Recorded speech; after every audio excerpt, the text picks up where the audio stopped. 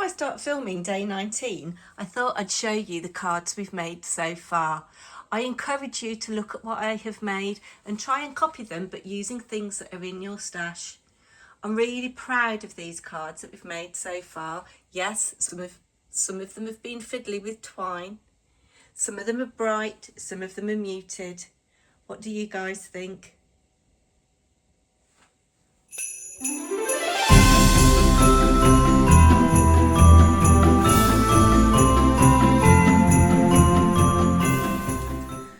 Hello, it's Ashley here from Paper&Twine and welcome to day 19 of 30 clean and simple Christmas cards. This one might not be one for batch making. I think tomorrow's will be. And you may not have this in your stash, but use what you have got. I came across this in my stash. This die set from Tim Holtz I've had for the longest time, and I can't remember where I bought it. It was online and I know it was an absolute bargain, and I thought I have to have it. I've never used it, and I thought we'd have a go after we used craft cards yesterday. We're going to use these colours with the white, a bit grungy, a bit modern, a bit architectural. This was the back of something that I did ages ago, and I've already gone ahead and cut, and what I'm going to do, I'm going to snip these. So I'm going to get my little nice scissors. I'm going to snip them. I'm not going to use all of them. And I couldn't make my mind up which ones I wanted of which. So I've cut two of each one in each colour. Or one of each one in each colour, if that makes sense. So we're going to have a little play with those in a minute. Now this is where a bit of faffage comes along, because I want lots of different stars and things in the sky. Stars and snow. There's nothing on there that I necessarily want to use. I might use a little snowflake.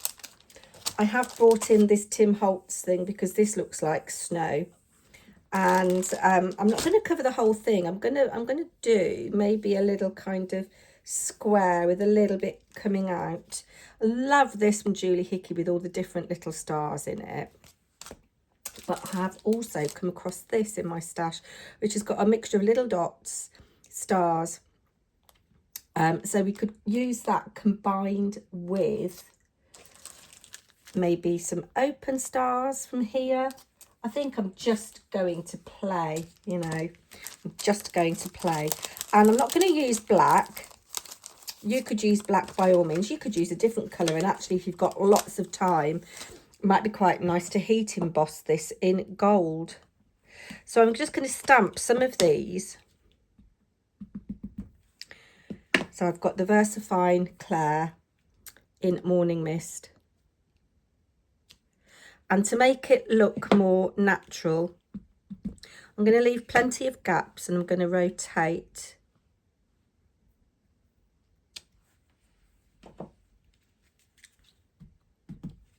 I've done a lot of going quiet, haven't I?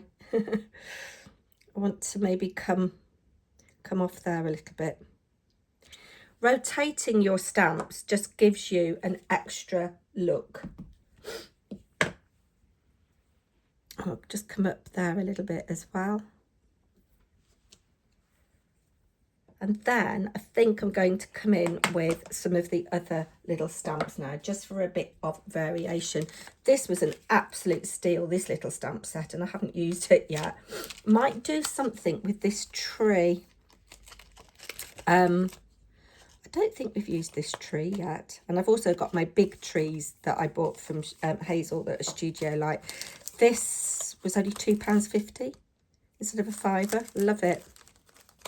Love it, love it, love it. Right, so I might put a selection on my block at one go. So I think I want you. So this is a Hazel Eaton for Julie Hickey. And yeah, I love these little stars. I love this little one here, this little black one. So I think we will have you there. Oh, and I like this big one. Have that for a bit of variation. I'll have this little one as well. Maybe if I move you along there, have you there. Let me see what we got. We need something here really. Could do with a solid one. We'll go for this small solid one here. And again, I'm going to just ink up in VersaFine. This would be quite good for a teenager, if you've got any teenage grandsons, or if you've got a son-in-law or a brother-in-law or a husband. Now,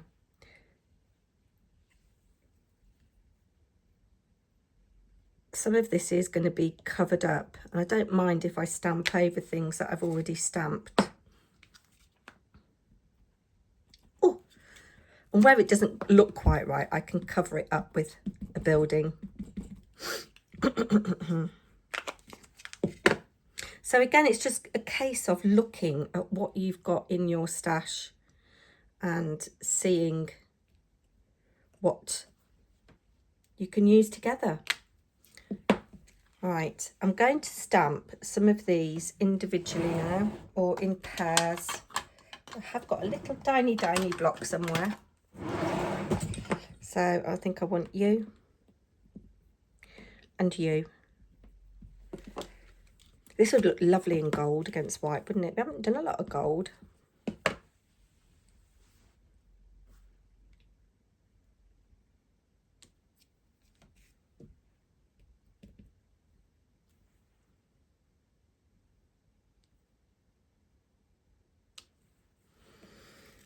And I think I'm going to leave it at that. Less is more.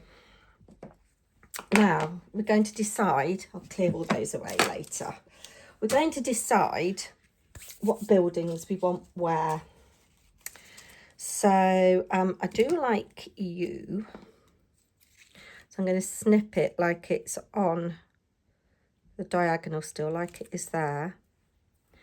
Have you like that? I think I want, let me have a think, odd numbers are best. I'm thinking 7 maybe. And some of these I might cut down. This one's quite nice. And I'm going to have them on kind of different levels. I think I just got some ink on my finger there. Oh, I like this little one here. This is cute. Might change them over then and have this little one on the edge like that. And that one there like that. And then we need a black one.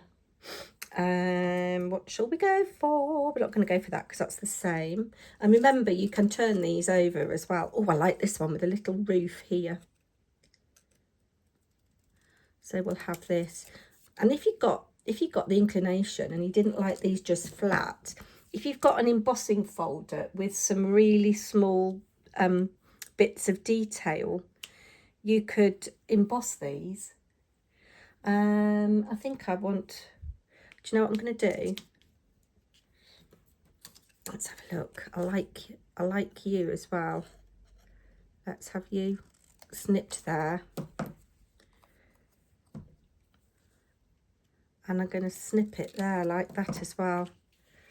So I've got that like that, that like that. No, hold on. It is just a case of faffing and arranging.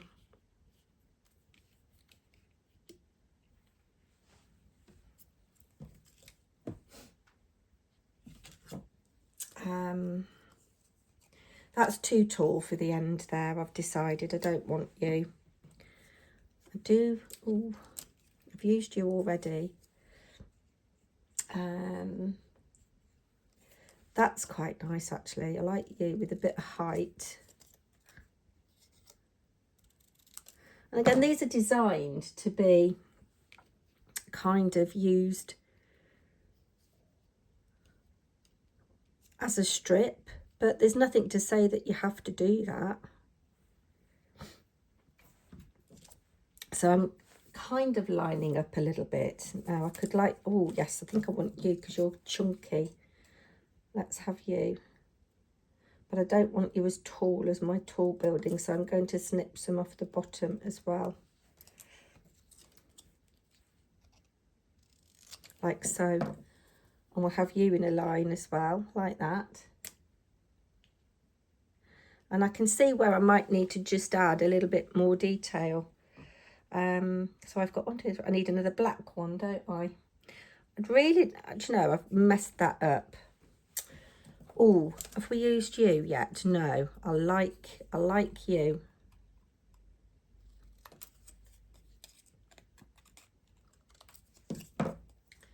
So I think I'm going to have you there like that, as if you're up in the sky. And then I need a little black one. I really like you. I'm going to cut you. Let's bring you down a little bit.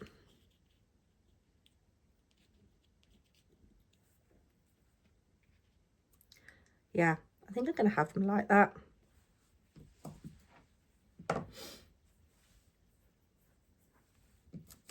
And I'm going to glue them down. You don't need to see me glue. We'll be back in a minute.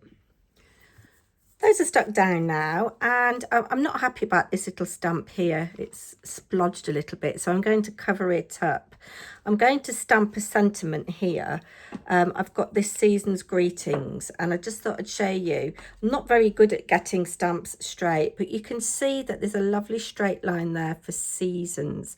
So if I put it on my grid, which has got straight lines, and then pick that up, like so, that is now relatively straight. I am going to stamp this in black to echo the black buildings. I really hope I don't mess this up now.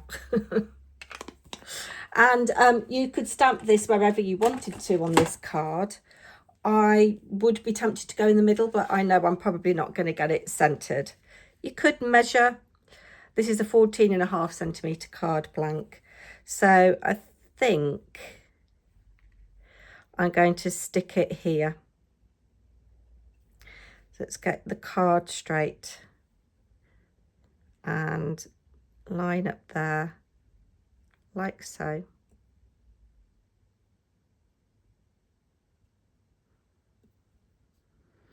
Keep our fingers crossed, and hey presto.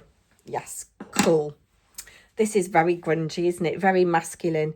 Now, to cover up this star here, I've got these in my stash, which just add a little bit of something. I'm only going to add 3.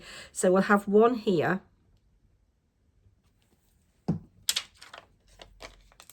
Don't know where these came from, but they are so cute.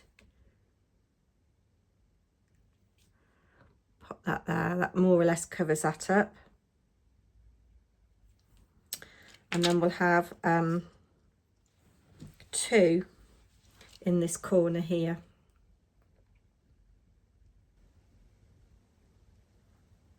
Or maybe 3. No, we will just have 2. Just to add a little bit of interest to that corner. You don't have to do this. You probably have stamped a lot neater than me, and you won't need to do it. These are tiny, aren't they? You need one of those tools that you get with diamond dot art. My lovely friend Lou, who won't be watching this channel, she has sourced for me loads of diamond dot art kits that a friend was going to throw out, and hopefully I'll be picking them up tomorrow. But she said there's 4 bags full. I don't know what size of bag, but that's just come off there. Let's put you back on here because we don't want to lose you. There we go. So today was really about showing you how you can vary the dies. So those dies that we use from Tim Holtz were designed to be a strip, but there's no need for you to use it like that. Chop them up, do them in different colours. I quite like it actually. Oh, look, I've got that one in there. But also look at the stamps that you've got from different companies, different designers that are the same theme, and how can you mix and match. I should just say I didn't like the empty space up there, so I stamped that separately, and there was a bit of empty space here, so I just did a little bit of judicious stamping to fill in. Yes, I hope you like it. Tomorrow is going to be a much simpler card, and one that you will all be able to do, because I'm sure that all of you have got round or circle dies. If you haven't, you could draw round objects and cut them out. And we're going to be using some patterned paper. Very clean, simple. Well, maybe not clean, very simple and quick card tomorrow, she says. Famous last words. Do come back for day 20 tomorrow. Gosh, we'll be 2/3 of the way through. Thank goodness for that, you all say.